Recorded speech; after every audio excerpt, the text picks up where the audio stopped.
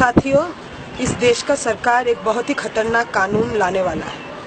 इस कानून के मुताबिक आपके बैंक के खाते में रखा हुआ आपका खुद का पैसा शायद और आपका ना रह जाए। शॉर्ट में इसको FRDI बिल भी कहा जा रहा है।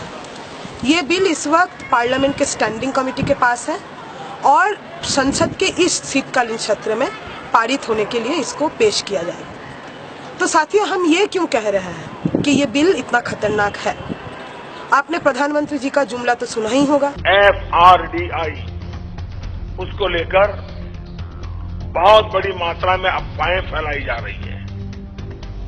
सरकार ग्राहकों के हित को सुरक्षित करने के लिए बैंकों में जमा उनकी पूंजी को सुरक्षित रखने के लिए लगातार काम कर रही है। बेल इन का एक प्रावधान इस बिल में है। बेल इन का मतलब क्या है? बेल इन का मतलब है कि अगर कभी कोई बैंक संकट की स्थिति में है, बैंक का खजाना खत्म हो गया है, तो उस संकट की स्थिति में आपका पैसा, आपने अपने अकाउंट में जो पैसा रखा है वो पैसा इस्तेमाल किया जाएगा बैंक को संकट से निकालने के लिए। अब सवाल खड़ा होता है कि हमारे बैंक संकट में क्यों है? हमारे बैंक आज से नहीं, काफी दिनों से संकट में है। बैंक्स ने बड़े पूंजीपतियों को, बड़े कॉरपोरेट घरानों को, जो अरबपति खरबपति है, उनको लाखों करोड़ों रुपए का उधार दिया, कर्ज दिया, और ये बड़े कॉरपोरेट घराने ये कर्ज वापस नहीं दे रहे हैं, जिसके चलते बैंक्स का खजाना खत्म हो रहा है। आंकड़ों के मुताबिक, इंडिया रेटिंग्स के आंकड़ों के मुताबिक 2016 मार्च तक ये वापस न आने वाला कर्ज, जिसको बैड लोन या नॉन परफॉर्मिंग एसेट्स और NPA के नाम पे भी जाना जाता है, ये बैड लोन 13 लाख करोड़ रुपए तक पहुंच चुकी है। तो क्या ये जो बड़े कॉरपोरेट घराने हमारे बैंक्स का पैसा कर्ज लेके वापस नहीं दे रहे हैं, इनके खिलाफ कोई कार्रवाई हो रही है? क्या कोई ऐसा स्टेप्स लिया जा रहा है ताकि ये पैसा वापस आए? तो इस सवाल का जवाब है कि नहीं, बल्कि उल्टा ये बैड लोन माफ किया जा रहा है, मतलब कि राइट ऑफ किया जा रहा है।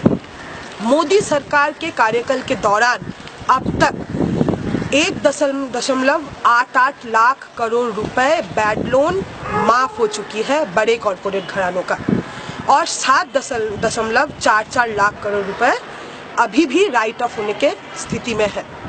और सुनिए, हमारा जो सेंट्रल बैंक है, RBI, reserve bank of India, उसने साफ साफ कह दिया है कि उन कॉरपोरेट घरानों का नाम नहीं पब्लिक किया जाएगा जिन्होंने ये कर्ज लिया और वापस नहीं दिया।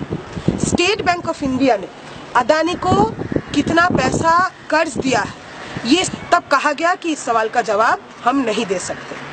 तो कहाँ इस बैंक डिफॉल्टर्स के ऊपर सख्त कार्रवाई होनी चाहिए, इनको ब्लैक लिस्ट करी जानी चाहिए, उसके जगह हम देख रहे हैं कि इनके लोन माफ किए जा रहे हैं और अभी अदानी को फिर से लोन दे दिया गया है ताकि वो फिर से ना चुकाए। तो बैंक्स खतरे में है, उनका खजाना खाली हो रहा है, कॉरपोरेट घरानों को फिर से उधार दिया जा रहा है, कर्ज दिया जा रहा है, ताकि वो सरकार में बैठी पार्टियों को फंड कर पाए। अब साथियों, ये सवाल उठता है कि ये तय कौन किया? तो कहा जा रहा है कि G20 देशों का जो प्लेटफॉर्म है उसने ये तय किया। और भारत क्योंकि G20 देशों के प्लेटफॉर्म में है, तो भारत को बेल इन का ये प्रावधान ये लागू करना होगा। कहाँ से आया ये? 2008 में अमेरिका में एक बहुत गहन आर्थिक संकट आया था, जिसके आर्थिक नीतियों को ही विकास का नीति माना जाता है और जिसके आर्थिक नीतियों को हम पे थोपा जाता है। उस अमेरिका में एक बहुत गहन बैंक में संकट आया था और बैंकों को उस संकट से निकालने के लिए सरकार ने पैसा खर्च किया था। तो अभी कहा जा रहा है कि बैंक ये संकट में आए ही ना कभी, इसके लिए जो आम जमाकर्ता, जो आम लोग अपने मेहनत की कमाई बैंक्स में अपने खाते में रखते हैं, वही पैसा इस्तेमाल कर लिया जाए। ये कहा जा रहा है कि G20 का प्रावधान है, तो भारत के जनता से बिना पूछे उन्हीं के बैंक में रखा हुआ पैसा उनके मर्जी के बिना कभी भी इस्तेमाल हो सकता है। ये जो रेजोल्यूशन बोर्ड है, ये बोर्ड आपसे बिना पूछे कभी भी आपका पैसा इस्तेमाल कर सकता है। मतलब समझिए कि अगर आपने अपने अकाउंट में 1 लाख रुपए रखा है, तो वो 1 लाख रुपए आप, अगर ये बोर्ड तय करे कि बैंक संकट में है, तब ये 1 लाख रुपए आपको वापस नहीं मिलेगा, उसमें से हो सकता है आपको 10,000 रुपए वापस मिले और बाकी पैसा हो सकता है फिक्स डिपॉजिट में बदल दिया जाए ताकि आप जब चाहे उसको निकाल ना पाए, या तो उसको इक्विटी में बदल दिया जाए। और इक्विटी का मतलब है कि आपके पैसे का कोई भी गारंटी नहीं है।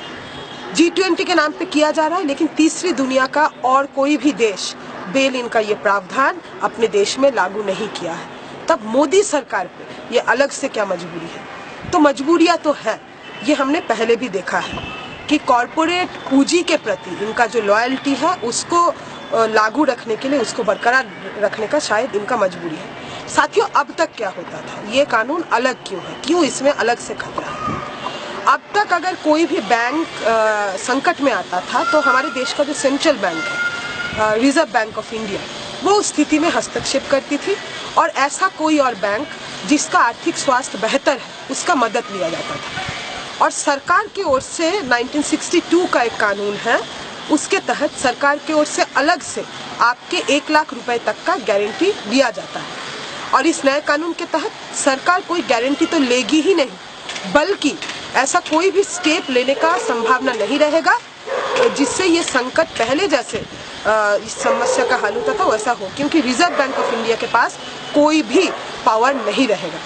पावर इस नए बोर्ड के पास जाएगा और ये बोर्ड जब चाहे तय कर ले कि आपके बैंक का पैसा फ्रीज हो जाए, वो फिक्स डिपॉजिट में बदल जाए, वो इक्विटी में बदल जाए, या आपका एक भी पैसा आपको कभी भी वापस मिलेगा कि नहीं, इसका भी कोई ठोस बात इस कानून में नहीं किया गया है। और शायद इसीलिए ये कानून इतना खतरनाक है। साथियों, अब ये सवाल आता है कि क्या ये अचानक हुआ है? क्या हम ये अचानक से कह रहे हैं कि कॉर्पोरेट पूंजी को सर्व करने के लिए कानून लाया जा रहा है? तो हम देखेंगे कि अचानक नहीं हो रहा है। काफी दिनों से हमारे बैंक्स घाटे में जा रहे हैं। बैड लोन का क्या अमाउंट है हमने आपको पहले बताया, और हमारे बैंक्स खाली हो रहे हैं, कर्ज दे के बड़े पूंजीपति घरानों से वापस नहीं मिल रहा।